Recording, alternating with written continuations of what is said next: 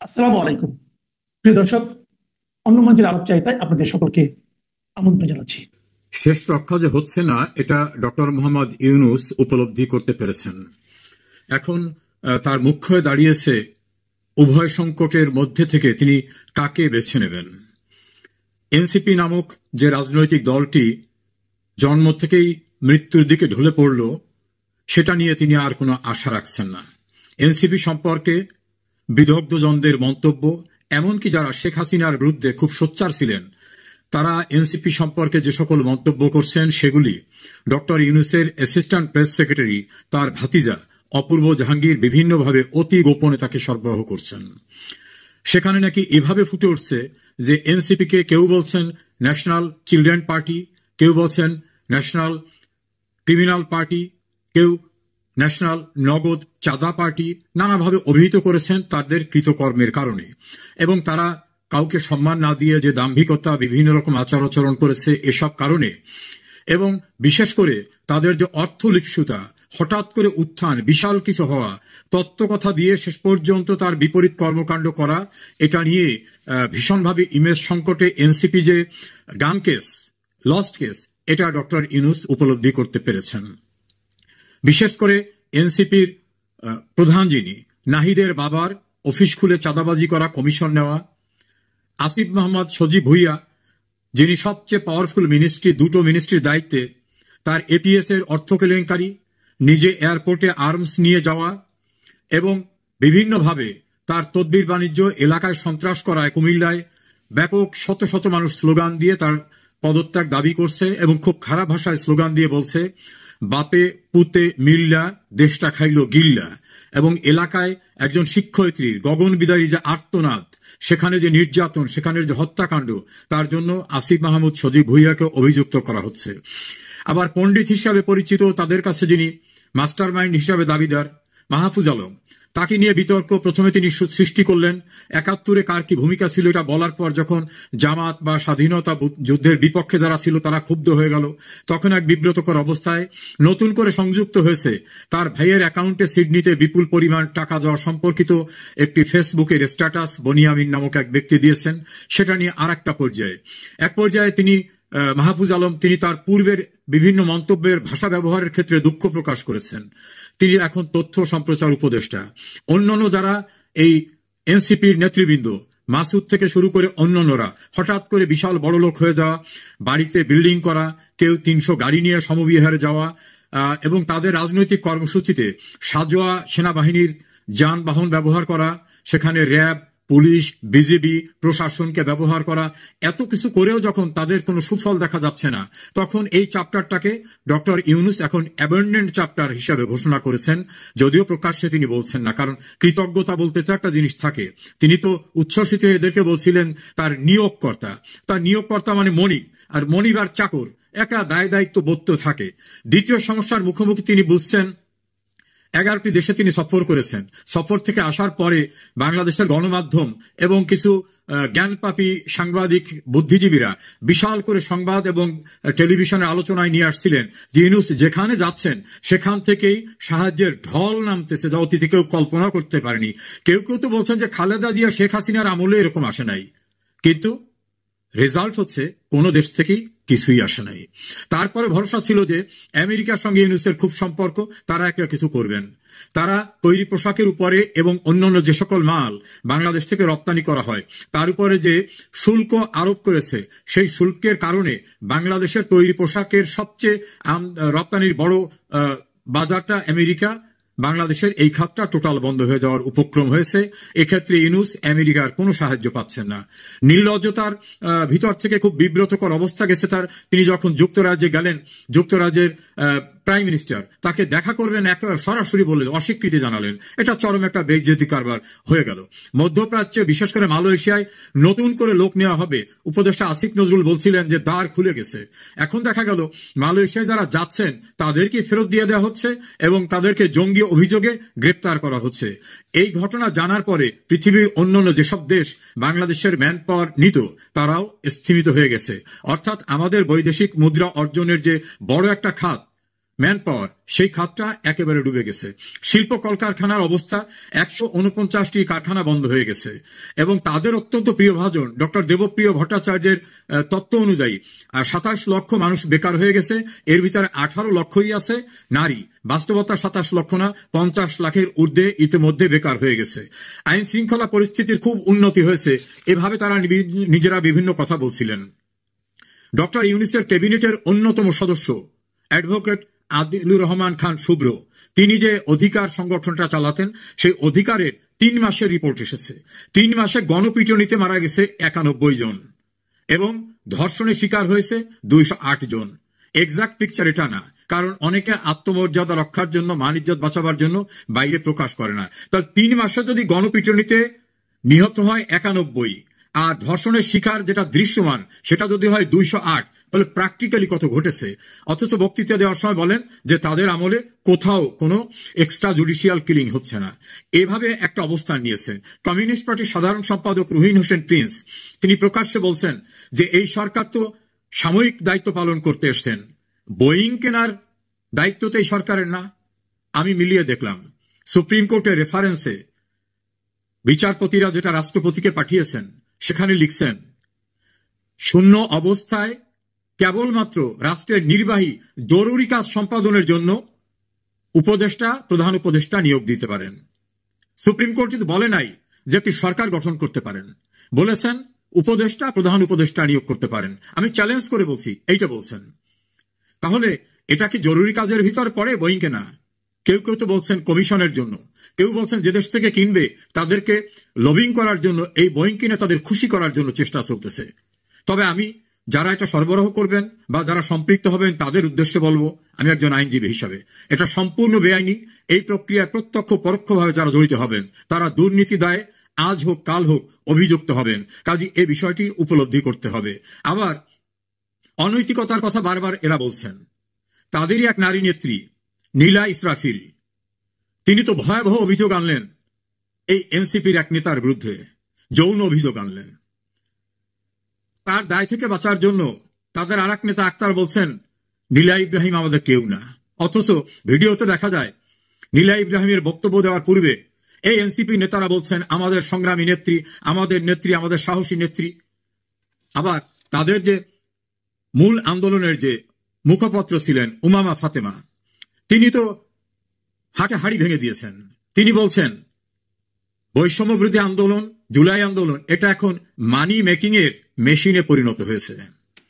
এবং তিনি মিন্টু রোড, বেলি রোড অর্থাৎ মন্ত্রীপাড়ায় কি কি হচ্ছে সে বিষয়গুলি সবিস্তারে বলেছেন। হয়তো তিনি তার আবেগ সংবরণ করতে পারেন নাই, লাইভ ফেসবুকে অধরে তিনি কেঁদেছেন, তার স্বপ্ন ভঙ্গ হয়েছে। এরকম শুধু সে না, আরো অনেকেই বলেছেন।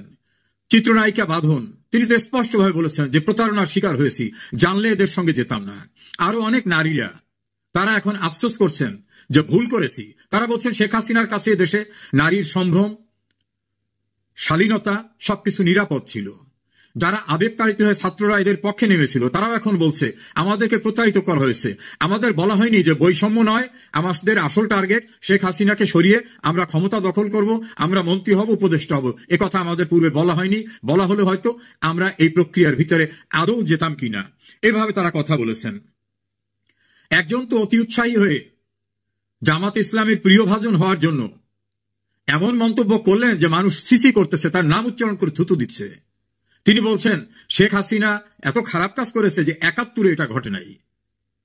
উনি বোধহয় ভুলে গেছেন যে ৭১ সম্পর্কে ঘাতক দালা নির্মূল কমিটির গণ আদালত প্রক্রিয়ার সঙ্গে উনি জড়িত ছিলেন। সে সময় কি বক্তব্য উনি রাখছেন।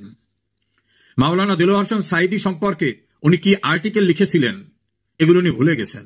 এখন বোধহয় তাদের প্রিয় হওয়ার জন্য যা ইচ্ছা তাই বলতেছেন। আসলে উনি বুঝতে পারছেন না উনি সব কুল হারা। এই বাংলা ফোক গানে আছে একুল কুল দুকুল হারা, উনি সেরকম অবস্থায় গেছেন। যদি ওনার সম্পর্কে প্রবাসী অনলাইন অ্যাক্টিভিস্ট ইলিয়াস বিভিন্ন রকম অভিযোগ এনেছেন, আমি সেই অভিযোগের সত্যতা অসত্যতা বলি না। তিনি আমার অত্যন্ত প্রিয় এবং পরিচিত জন ছিলেন। তার এই পরিবর্তন আমাকে বিস্মিত করেছে, শুধু আমাকে না, তাকে অত্যন্ত স্নেহ করতেন সুপ্রিম কোর্টের বীর মুক্তিযোদ্ধা অ্যাডভোকেট জেডাই খান পান্না। আজকে তার মন্তব্য দেখলাম, তিনি বলছেন সি তিনি এভাবে মন্তব্য করেছেন। শুধু এই ক্ষেত্রে না, পদযাত্রা করতে গিয়ে দেখলাম ময়মনসিংহে তাদের সবচেয়ে ডার্ক সাইডের কথা যিনি বলেন, হাসনাত আব্দুল্লাহ, তিনি নাকি ধাওয়া খেয়ে ফেসবুকে দেখলাম বলছে দৌড় প্রতিযোগিতায় ছিলেন, এখন তিনি হসপিটালে। গাজীপুরে মাস্তানি করতে গিয়ে সেখানে তিনি আহত হয়েছেন। তিনি বলতেন যে আমাকে কেউ ভয় দেখাবেন না, চোখ বড় করে। গোপালগঞ্জে দেখলাম জীবন বাঁচাবার ভয়ে, জীবন রক্ষার তাগিদে দৌড়ঝাঁপ করে তিনি সেনাবাহিনীর একটা নিরাপদ যানের ভিতর ঢুকলেন এমন ভাবে যে তাকে কেউ ভয় দেখাবেন না, তিনি কোনো ভয় পান না। এই অবস্থাটার সেখানে অবশিষ্ট থাকলো না। সার্জিস আলম, তার বাড়ির চেহারা চিত্র একাধিক ভিডিওতে সংবাদ মাধ্যমে এসেছে, এবং তিনিও এই ক্ষমতায় বান অবস্থায় পৌঁছবার আগে বারবার বলছেন আমার হাতে টাকা নাই, আমাদের পকেটে এই কয়টা থাকে না। এখন তাদের যে অবস্থান, সেই অবস্থান দেখে তাদেরই যারা সহযোগী, আম জনতা পার্টির এক নেতা এবং যারা ইনকিলাব মঞ্চ, তারা বিভিন্নভাবে তাদের চরিত্র তুলে ধরছেন। এইরকম পরিস্থিতিতে ডক্টর মোহাম্মদ ইউনূস বিসর্জন দিয়ে দিয়েছেন যে এই এনসিপি দিয়ে আমার হবে না। এখন তার সহায় সম্বল লন্ডনে আলোচনা করে যাওয়া বিএনপির ভারপ্রাপ্ত চেয়ারম্যান তারেক রহমান এবং জামাত এবং জামাতের সঙ্গীরা। জামাত এবং জামাতের সঙ্গীরা কোনোভাবে এখন নির্বাচনের পক্ষে না, তারা আরো গুছিয়ে নিতে চায়। তারা এনসিপি, হেফাজতে ইসলাম, পারলে চরমনাইকে, ইসলামিক শাসনতন্ত্র আন্দোলন, অর্থাৎ অনেককে নিয়ে তারা একটা কাজ করতে চায়। তারা এখনো প্রস্তুত না তাদের ভাষায়। এজন্য তারা বলছেন দেশে এখন অস্থিতিশীল পরিস্থিতি এখন হবে না। এনসিপি বলছেন জুলাই প্রোক্লামেশন ডিক্লেয়ার না হওয়া পর্যন্ত কিছু হবে না। অর্থাৎ জুলাই প্রোক্লামেশন ডিক্লেয়ার করলে বাংলাদেশের সংবিধানকে পরিত্যক্ত করা গেলে নতুন সংবিধান হতে হবে, গণপরিষদ নির্বাচন হতে হবে, এটা সময় সাপেক্ষ।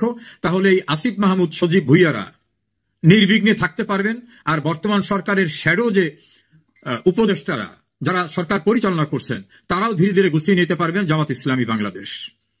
ওদিকে বিএনপি বলছে নো, আর সময় দেওয়া যাবে না, ইলেকশন দিতে হবে। এখন বিএনপি শক্তিশালী রাজনৈতিক দল, তারা বলছে ইলেকশন দিতেই হবে। মির্জা আব্বাস থেকে শুরু করে অন্যান্যদের জোরালো বক্তব্য, আবার জামাতের বক্তব্য, সব মিলে একটি ভয়ঙ্কর পরিস্থিতির ভিতরে পড়েছেন এই শিবির। তারা এখন কি করবেন দিক খুঁজে পাচ্ছেন না। বিএনপির কথা শুনবেন নাকি জামাত ইসলামের কথা শুনবেন? অন্যদিকে তার যে বড় বড় রাষ্ট্র যারা তাকে বিভিন্নভাবে সাহায্য করতো, আমেরিকা সহ অন্যান্যরা, তাদের নাকি মোহ কেটে গেছে ওনার উপরে, তারা এখন আর সাড়া দিচ্ছেন না। তিনি তাদের পরামর্শ নেওয়ার জন্য বাংলাদেশস্থ হাইকমিশনে বিভিন্ন জায়গায় ধর্ণা দিচ্ছেন, ভালো রেসপন্স পাচ্ছে না। উনি খুব সংকটের ভিতর থেকে ফ্যাকাশে মুখ করে বিভিন্ন রকম আলাপ আলোচনা করেও কোনো সমাধানে আসতে পারছেন না। ওনার ভাতিজা ডেপুটি প্রেস সেক্রেটারি অপূর্ব জাহাঙ্গীর এবং তার যারা একান্ত ঘনিষ্ঠ, তাদের নিয়ে ক্লোজ ডোরে নাকি মিটিং করে বলতেছেন যে এই সংকট উত্তরণের উপায় কি। এই উভয় সংকটের ভিতর উনি আছেন।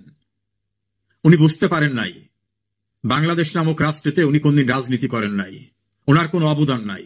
উনি 5 টাকার কোনো সাহায্য এই দেশকে করেন নাই, 71-এর কোনো অবদান ওনার নাই, গণ আন্দোলনগুলি হয়েছে সেখানে কোনো ওনার ভূমিকা নেই। উনি প্রাকৃতিক দুর্যোগে বাংলাদেশে কারো পাশে দাঁড়ান নাই। বঙ্গবন্ধু হত্যাকাণ্ডের পরে ওনার অবস্থান কি ছিল কোনো স্টেটমেন্ট দেন নাই।